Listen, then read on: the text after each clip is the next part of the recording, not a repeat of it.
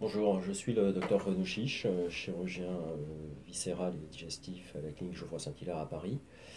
Je fais de la chirurgie de l'obésité depuis plus de 20 ans, puisque j'ai commencé en 95, avec une activité où on opère environ dans cette clinique près de 1000 patients par an. Donc on a une grosse habitude de la chirurgie de l'obésité, mais on ne fait pas que ça, puisqu'on a toute une équipe soignante qui prend en charge les obèses, même ceux qui ne sont pas opérés, pour traiter cette maladie au long cours qu'on appelle l'obésité, qui touche de plus en plus de gens en France. Alors merci docteur, on se retrouve aujourd'hui pour la journée mondiale de l'obésité, donc le 19 mai. Donc on voulait parler un petit peu de l'obésité et du lien avec la vieillesse prématurée. Donc quel lien il peut y avoir, quels problèmes peuvent découler d'une obésité quand on a 30, 40 ans ou plus. Voilà les différents problèmes de santé liés à l'obésité. Alors comme vous le savez certainement, l'indice de masse corporelle, qui est ce qui permet de comparer les gens obèses aux autres, en fonction du poids et de la taille, est un quotient qui a été créé par les assurances américaines. Les assureurs américains se sont rendus compte que les obèses avaient une espérance de vie beaucoup plus faible que les autres, et donc ils ont créé des surprimes pour les obèses, ce qui est bien la preuve que d'être obèse entraînait une mort prématurée. L'obésité est facteur de maladies multiples et variées. Aujourd'hui, l'obésité touche plus de 15% de la population française. Et donc, c'est un vrai sujet de santé publique actuelle. C'est pour ça que ces journées sont là pour sensibiliser la population à cette maladie. Les premières complications de l'obésité, la première, c'est le diabète. Vous savez, le diabète est une maladie souvent insidieuse dont on ne se rend pas compte forcément, puisque les symptômes n'arrivent que quand il y a des complications. Elle touche tous les organes, que ce soit le cœur, les yeux, les reins, toutes les artères et donc tous les organes. Et ce diabète peut entraîner des complications parfois mortelles. Sa courbe est exactement parallèle à celle de l'obésité. Il peut entraîner des maladies cardiovasculaires, comme l'hypertension artérielle, l'infarctus du myocarde et tous les problèmes vasculaires au niveau des membres inférieurs avec les artères qui se bouchent. On a également ce qu'on appelle l'apnée du sommeil, qui est des pauses qui sont manifestes par des pauses respiratoires pendant la nuit, et donc un défaut d'oxygénation du cerveau, parfois pendant plusieurs minutes. Et si ça se répète, on peut avoir des démences précoces par destruction des neurones du cerveau. On peut avoir des maladies hépatiques. On a ce qu'on appelle la stéatopathie non alcoolique, c'est-à-dire que l'obésité peut entraîner des cirrhoses hépatiques, avec tout ce que ça comporte également comme facteur de complications. Et enfin, il y a aussi toutes les maladies articulaires, puisque quand on a du surpoids, on use ses articulations beaucoup plus vite que les autres, et l'arthrose survient de façon plus fréquente et surtout de façon plus précoce chez les obèses que chez les autres.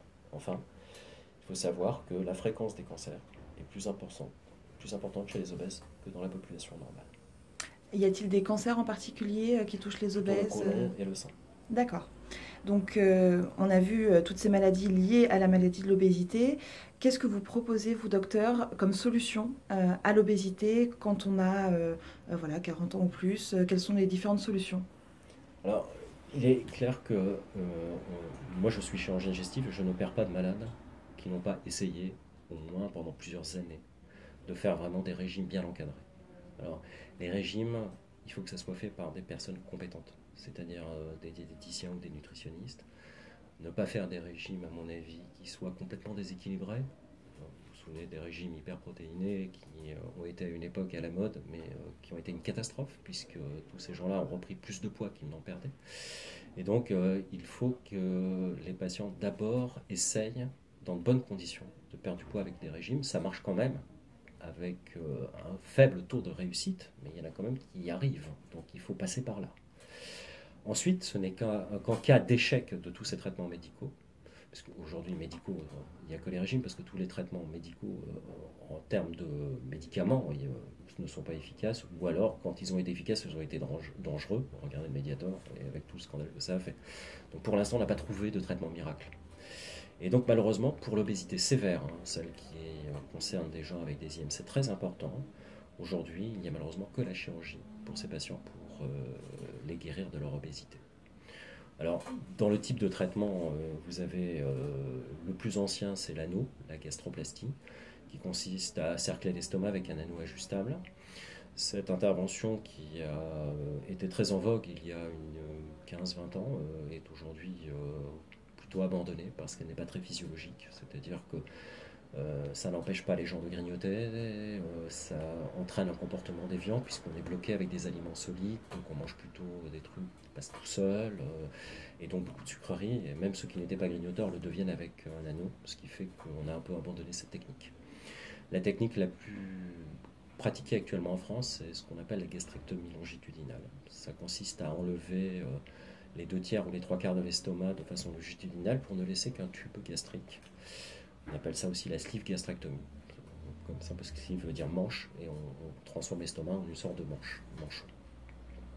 Cette intervention a le mérite, si vous voulez, non seulement de diminuer la capacité de l'estomac à recevoir la nourriture, donc on est rassasié avec des petites quantités, mais également en supprimant la sécrétion de gréline qui l'emmène de l'appétit par l'estomac que l'on a enlevé, on diminue l'appétit de ces gens. Et ils ont donc moins faim, même avant de commencer à manger. Donc ils n'en sont plus taraudés par l'appétit, et ils retrouvent une satiété qu'ils n'avaient pas avant. Ensuite, la troisième technique est le bypass, tout ce qui est court-circuit intestinal. Alors, je ne vais pas rentrer dans les détails, mais ces techniques rajoutent cette fois à une certaine restriction une malabsorption. C'est-à-dire qu'on va court-circuiter une partie de la digestion. On a besoin de 5 à 6 mètres d'intestin pour digérer 1000 calories. Là, on va court-circuiter environ 2 mètres la plupart du temps, ou un peu moins. Et donc, les gens qui vont avaler 1000 calories vont en absorber que 600 ou 700. Et donc, même en mangeant, il faut bien sûr qu'ils participent au traitement et en changeant de comportement alimentaire, en mangeant équilibré à leur faim, ils maigrissent. Par contre, cette technique nécessite une prise de vitamines à vie. Et donc, une surveillance à vie, qui est annuelle au bout de quelques années, une fois par an. Mais il est très important de se faire suivre après ce type d'intervention. D'accord, merci. Et donc pour ces différents types d'interventions, y a-t-il un âge maximum et un poids, du coup j'imagine minimum, maximum? Alors les critères sont très précis. C'est la Société française de chirurgie de l'obésité dont je fais partie qui a édicté ces règles et qui ont été reprises ensuite par l'HAS. Parce que comme ces interventions sont prises en charge par la Sécurité sociale, il y a des critères précis pour que ce soit accepté. Alors, les mineurs, c'est un cas un peu particulier. Aujourd'hui, les autorités veulent que les mineurs soient pris en charge dans des hôpitaux spécialisés. Il est très difficile d'opérer des mineurs en privé. Donc, on opère des gens de 18 à 65 ans, mais il m'est arrivé d'opérer des gens de plus de 65 ans qui sont en très bon état, très gênés par leur obésité. Et je ne suis pas contre le fait d'opérer des gens de plus de 65 ans. Et d'ailleurs, la Sécurité sociale n'émet pas d'avis forcément contradictoire dans ces cas-là. Globalement, donc, c'est plutôt de 18 à 65 ans, et c'est surtout l'IMC qui est très important. Il faut qu'il soit à 40.